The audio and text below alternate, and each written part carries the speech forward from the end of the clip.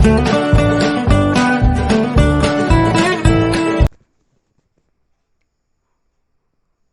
Evening friends, question set 9 आपके लिए तैयार है। दोस्तों, इससे पहले मैं ऑलरेडी 8 क्वेश्चन सेट मेरा चैनल में अपलोड कर चुका हूं। तो आप लोग मैं उम्मीद करता हूं कि आप लोग उस क्वेश्चन सेट के थ्रू गए होंगे और जो भी प्रोबेबल क्वेश्चन मैं सिलेक्ट करके दिया था उसको आप लोग ज़रूर पढ़े होंगे। तो आज का क्वेश्चन सेट में भी उस टाइप का कुछ इम्पोर्टेंट प्रोबेबल क्वेश्चन मैं आपके सामने लेके आया हूं। आप लोग ज़रूर मेरे वीडियो को लास्ट तक देखें और हर क्वेश्चन को जो एनालिसिस करें कि क्यों इसका सही आंसर ये हो रहा है, क्यों बाकी ऑप्शन गलत हो रहा है, ताकि आने वाला CBT 2021 के लिए ये आपके लिए बहुत ही फ़ायदेमंद होगा। तो दोस्तों, शुरू करते हैं आज का video.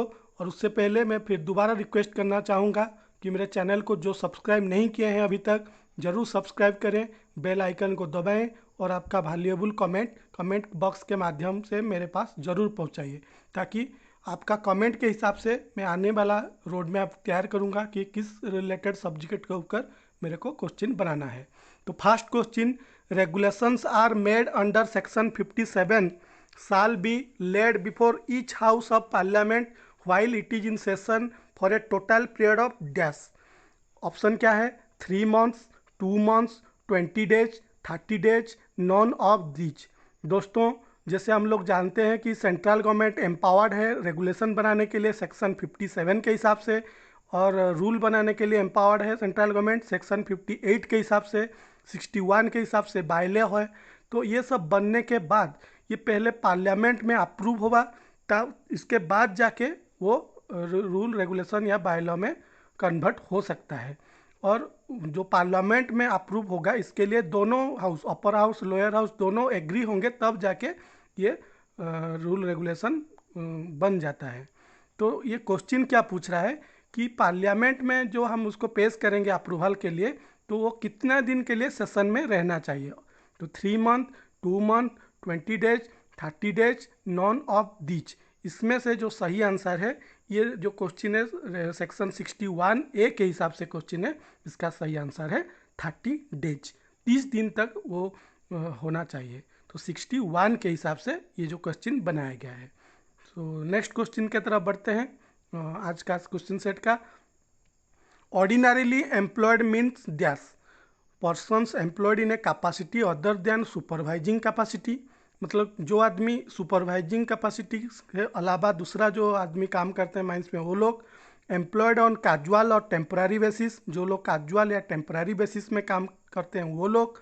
Average number of person employed per day during the preceding financial year, एक फाइनेंशियल ईयर में per day on an average जितना लोग काम करते हैं उसको ऑर्डिनरी एम्प्लॉयड बोलेंगे, या number of non of these. तो दोस्तों, ये जो क्वेश्चन है माइन रूल के हिसाब से है, नॉन ऑफ दीज इसका सही आंसर है, क्योंकि माइन रूल का डेफिनेशन में इसका क्लियरली डिफाइन किया गया है ऑर्डिनरली एम्प्लॉयड का मतलब क्या है।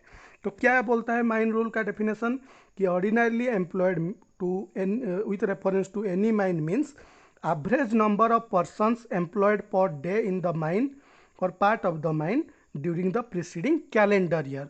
तो एक कैलेंडर ईयर में on an average per day कितना नंबर आदमी काम कर रहे हैं उसको हम लोग ordinarily employed of a mines बोलेंगे। तो इसके रिलेटेड और एक भी क्वेश्चन है कि average employment of A mine, एक माइंस का एवरेज एम्प्लॉयमेंट को हम लोग कैसे डिफाइन करेंगे। तो ये जो एवरेज एम्प्लॉयमेंट आपको किसी रूल रेगुलेशन एक्ट का डेफिनेशन वाला जो सेक्शन 2 या रूल रेगुलेशन 2 रूल 2 ये सब में नहीं मिलेगा। आपको ये कहाँ मिलेगा? ये मिलेगा MMR 1961 का रेगुलेशन 33 में मिलेगा इसको, इसका डेफिनेशन एवरेज एम्प्लॉयमेंट का। तो रेगुलेशन 33 क्या बोलता है कि average employment of any mine means the average per day during the preceding quarter. तो एक क्वार्टर में ऑन एन एवरेज कितना आदमी काम करते हैं पर डे, उसको बोलते हैं एवरेज एम्प्लॉयमेंट। और वो कैसे निकलता है कि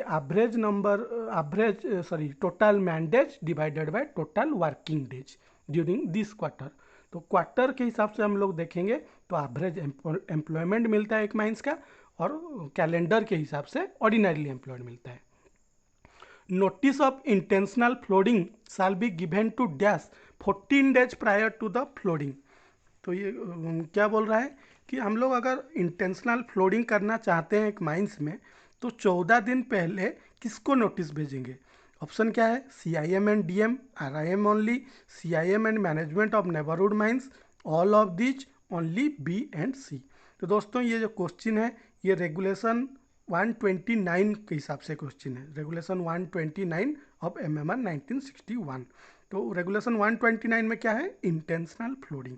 इंटेंशनल फ्लोडिंग के ऊपर रेगुलेशन क्या बोलता है कि कोई भी माइंस जब वो इंटेंशनल फ्लोडिंग करना चाहता है तो 14 दिन पहले उसका ऑनर एजेंट या मैनेजर एक नोटिस भेजेंगे, किसको, CIM, RIM and management of neighbourhood mines को भेजेंगे। तो इसमें और एक भी प्रोविज़न है कि अगर वो अप्रूवल हो गया, जो एप्लीकेशन डाले थे ऑनर एजेंट या मैनेजर, उस अप्रूवल हो गया, तो अप्रूवल होने के बाद जो 14 दिन पहले एप्लीकेशन दिए, अभी 14 दिन जिस दिन होगा एप्लीकेशन देने से, मतलब जो जिस दिन हम करना चाहते हैं उस दिन से 60 दिन के अंदर अगर हम लोग इंटेंशनल फ्लोडिंग नहीं कर रहे हैं तो वो लैप्स हो जाएगा। ये बोलता है रेगुलेशन 129।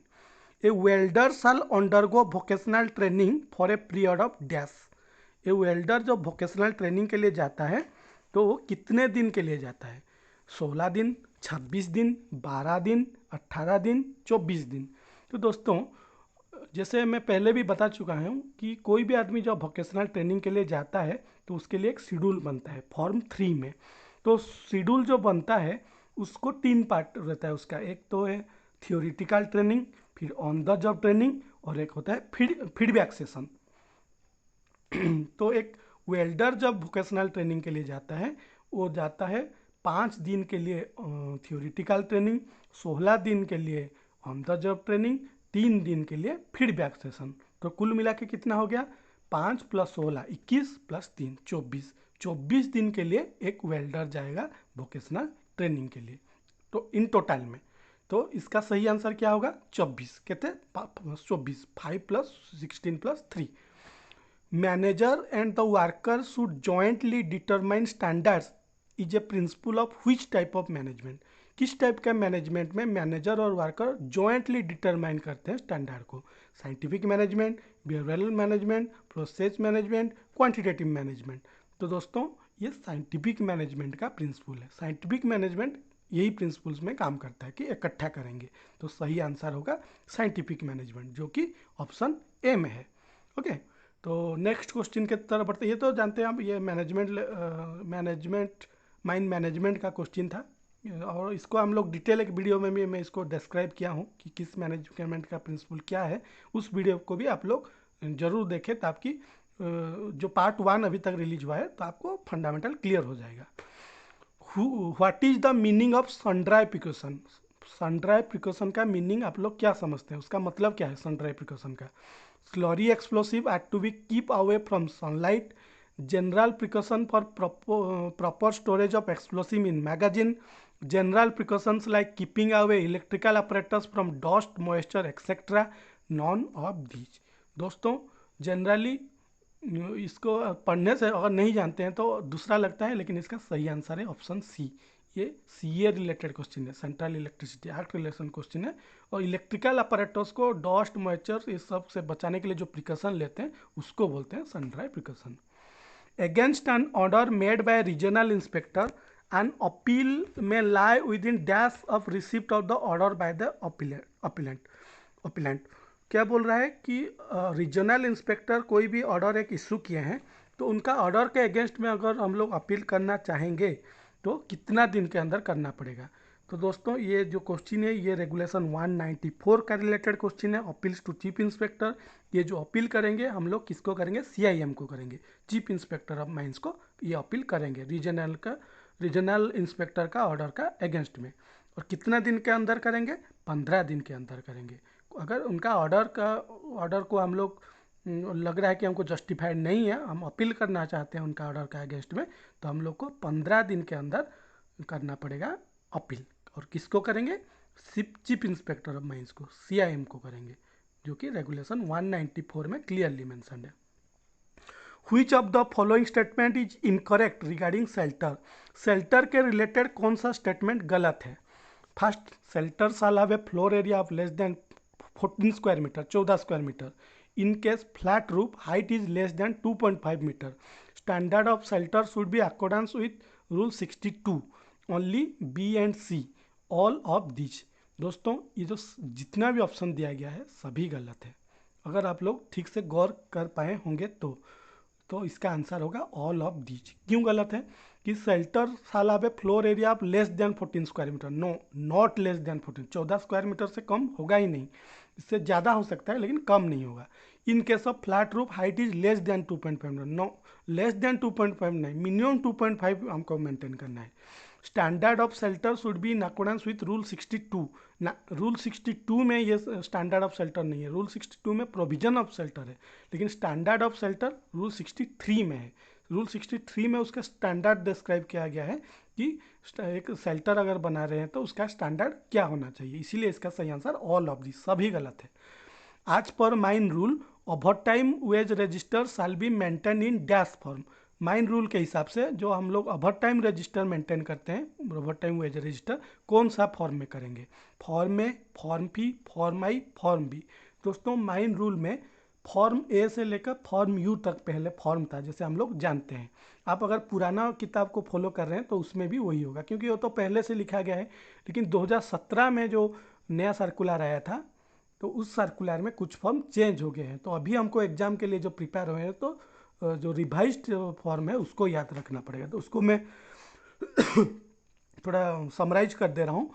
फॉर्म ए में हम लोग क्या करेंगे? डिटेल्स ऑफ एम्प्लॉयमेंट, मतलब एम्प्लॉय रजिस्टर, जो पहले फॉर्म बी में होता था अभी फॉर्म ए में होता है। फॉर्म बी जो पहले एम्प्लॉय रजिस्टर होता था वो आजकल ओवर टाइम रजिस्टर है, जिसके बारे में कि हम लोग इस क्वेश्चन में डिस्कस करें। क्वेश्चन बोला है कि ओवर टाइम रजिस्टर कौन सा फॉर्म में मेंटेन करते हैं। इसका सही आंसर होगा फॉर्म बी, जो कि चेंज हो चुका है। पहले ये आई में होता था, ओवर टाइम रजिस्टर आई में होता था, अभी फॉर्म बी में हो रहा है। Form C register of loan and recoveries. Form D register of attendance, attendance register है form D. Form E register for compensatory day of rest, leave account, leave wages, ये सब फॉर्म ई में होता है। फॉर्म जे से लेके यू तक सभी वही, जो चीज़ पहले था अभी भी वही चीज़ चल रहा है, मतलब वो उसमें चेंज नहीं हुआ है फॉर्म जे से लेके यू तक। फिर भी मैं समराइज कर दे रहा हूँ। फॉर्म जे में register of reportable injury. Form K में register of minor injury. Form L information regarding leave with wages. Form M notice of IME और PME, जो कि 20 डेज पहले हमको देना पड़ता है। Form N second and final notice for IME और PME, जो कि 10 डेज पहले हमको देना पड़ता है। Form O report of medical examination. Form P medical standard of fitness. इसका दो पार्ट है, फॉर्म पी है, P1 है। फॉर्म P1 के हिसाब से IME होता है, फॉर्म पी के हिसाब से PME होता है। Form Q notice of medical re examination by appellate medical board, जो कि 15 डेज पहले दिया जाता है। Form R second and final notice of medical re examination by appellate medical board. Form S report of medical re examination. Form T annual return regarding medical examination. Form U report of inspection by workman inspector. Workman inspector जब mines inspection के लिए जो भी pointed out करता है mines का unsafe condition जहाँ भी है, वो फॉर्म यू में मेंटेन करता है। और फॉर्म टी में एनुअल रिटर्न हम लोग भेजते हैं रिगार्डिंग मेडिकल एग्जामिनेशन, कि कितना आदमी एम्प्लॉयड है, कितना लोगों के पास मेडिकल एग्जामिनेशन है। तो man power distribution plan is required to be prepared dash.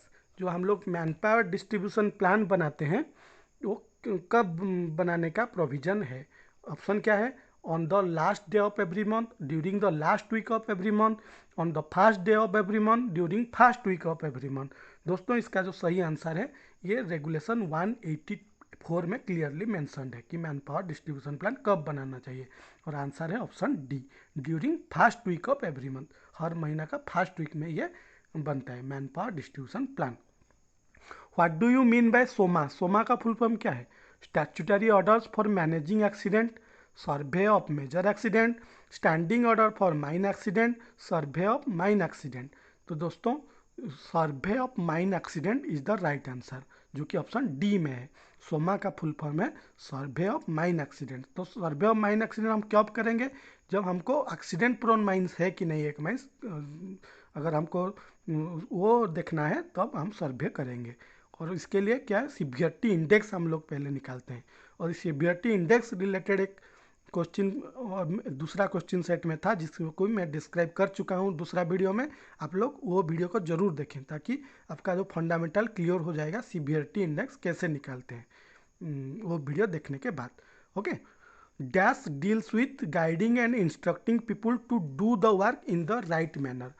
किसका मतलब है कि guiding and instructing people to do work in the right manner, ये किसका मतलब है। Organising, motivating, staffing, directing. दोस्तों इसका जो सही आंसर है ये है डायरेक्टिंग। डायरेक्टिंग का मतलब होता है guiding and instructing people to do work in the right manner. Organising का मतलब क्या है, organising means to bring the resource together and use them properly for achieving the object. और मोटिवेटिंग का मतलब, मोटिवेटिंग का मतलब है motivating is one managerial function in which a manager motivates his men to give their best to the organization. और staffing involves recruitment, selection, appraisal, remuneration and development of managerial personnel. ये होता है staffing, मतलब man power क्या requirement है उनको recruitment करना, ये सब आता है स्टाफिंग का डेफिनेशन के अंदर। तो ये जो पर्टिकुलर क्वेश्चन बोल रहा है कि guiding and instructing people to do the work in the right manner, ये डायरेक्टिंग है। What should be the minimum number of members in safety committee of a mines. एक सेफ्टी कमिटी के में minimum कितना मेंबर होना चाहिए, 20 numbers, 15 numbers, 11 numbers, 18 numbers. तो 15 numbers is the right answer. 15 is the right answer. तो क्यों 15 कैसे होगा मिनिमम, जैसे चेयरमैन कौन होता है, माइंस मैनेजर, सेक्रेटरी कौन होता है, सेफ्टी ऑफिसर, 2 आदमी चले गए। और मिनिमम तो 3 वर्कमैन इंस्पेक्टर रहेंगे ही। और चेयरमैन के द्वारा पाँच पर्सन नॉमिनेट होते हैं, चेयरमैन के द्वारा 5 नॉमिनेट होते हैं और वर्कर साइड से 5 रहते हैं। तो 5 5 10, 3 वर्कमैन इंस्पेक्टर 13 और एक सेक्रेटरी और एक चेयरमैन, तो कुल मिला के हो गया 15। तो मिनिमम 15 मेंबर्स रहते हैं safety committee of a mines में। लेकिन और एक भी क्वेश्चन है कि मिनिमम कितना आदमी प्रेजेंट रहने से मीटिंग होगा, मतलब अटेंडेंस रिलेटेड, जो कि कोरम रिलेटेड है। वो दूसरा क्वेश्चन है, मैं जब सर्कुलर के बारे में हम डिस्कस करेंगे उसमें डिस्कस करेंगे, वो दूसरा क्वेश्चन है। लेकिन ये बोल रहा है कि कितना मेंबर रहना चाहिए एक सेफ्टी कमेटी में। इनके अलावा बाकी इन्वाइटेड मेंबर्स तो रहते ही, लेकिन ये मिनिमम है।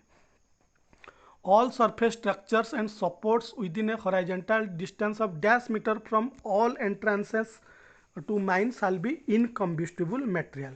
माइन का एंट्रांस, जो एंट्रांस है, मिनिमम कितना हॉरिजॉन्टल डिस्टेंस में सभी surface structure and support इनकम्बस्टिबल material होना चाहिए। ये जो क्वेश्चन है ये रेगुलेशन 119 रिलेटेड क्वेश्चन है। और इसका सही आंसर क्या है, नॉन ऑफ दीज होगा। क्यों नॉन ऑफ दीज, इसलिए होगा क्योंकि इसका आंसर 10 है। 10 मीटर हॉरिजॉन्टल डिस्टेंस में सभी सरफेस स्ट्रक्चर इनकम्बस्टिबल मटेरियल होना चाहिए। उसमें और भी प्रोविजंस है कि dead leaves and dry vegetation shall not be allowed to accumulate within a horizontal distance of 15 metre. जो कि और क्या है कि जो चीज़ भी 24 घंटे के अंदर हम लोग यूज भी नहीं करेंगे उसको भी वहाँ पे हम लोग अकोमोडेट करने नहीं देंगे 15 मीटर डिस्टेंस के अंदर। और एक प्रोविजन है कि माइन एंट्रेंस से 15 मीटर डिस्टेंस के विदिन में कोई आदमी फायर लाइट नहीं करेगा या ना दूसरे को भी अलाउ भी करेगा इसके लिए। तो 3 इसमें प्रोविजन है। एक 10 मीटर एरिया डिस्टेंस में इनकम्बस्टिबल मटेरियल होगा, 15 मीटर डिस्टेंस में हम अक्यूमुलेशन होने नहीं देंगे किसको, डेड लीव्स को, ड्राई वेजिटेशन को। और जो चीज़ को हम लोग 24 आवर्स के अंदर यूज नहीं कर रहे हैं उसको हम लोग अक्यूमुलेट करने नहीं देंगे।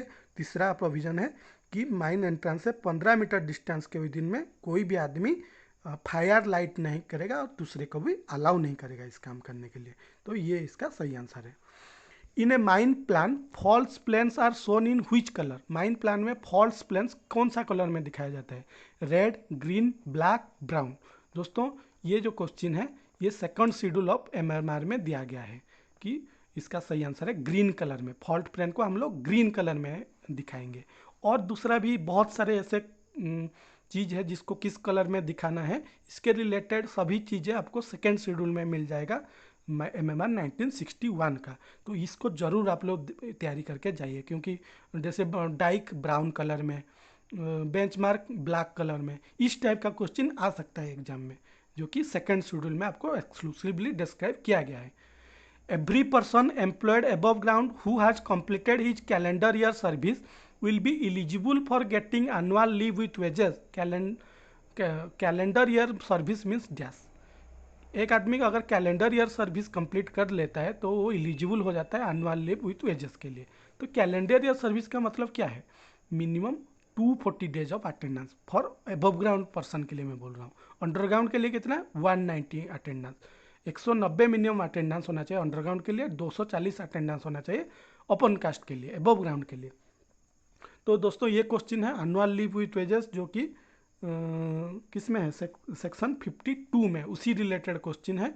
तो आप लोग उस सेक्शन को जरूर पढ़ के जाइए।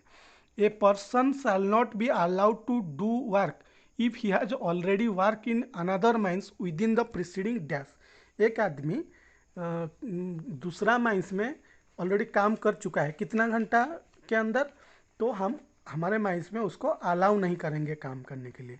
तो दोस्तों ये क्वेश्चन है chapter VI of mines act का, जो कि hours and limitation of employment में दिया गया है। कौन सा सेक्शन में? ये सेक्शन 34 में मेंशन है। इसका सही आंसर है 12 आवर्स। ऑप्शन डी में जो लिखा गया है उसका सही आंसर है। ERP स्टैंड्स फॉर, ERP का फुल फॉर्म क्या है? Excavation reserve planning, enterprise reserve planning, exclusive resource planning, enterprise resource planning. तो दोस्तों इसका सही आंसर जो है ऑप्शन डी में दिया गया है, एंटरप्राइज रिसोर्स प्लानिंग। तो ये था आज का कुछ इंपॉर्टेंट क्वेश्चन सेट 9 का। तो आप लोग इतना टाइम मेरे को दिए, मेरे वीडियो को देखे, इसके लिए मैं धन्यवाद देना चाहूँगा। और उसके साथ साथ आपको दोबारा बोलना चाहूँगा कि मेरे चैनल को ज़रूर सब्सक्राइब करें, क्योंकि मैं जितना भी वीडियो अपलोड कर रहा हूँ उसमें जो प्रोबेबल क्वेश्चन है मिनिमम 50% तो उसमें आएगा ही आएगा आपका एग्जाम में। तो थैंक्स।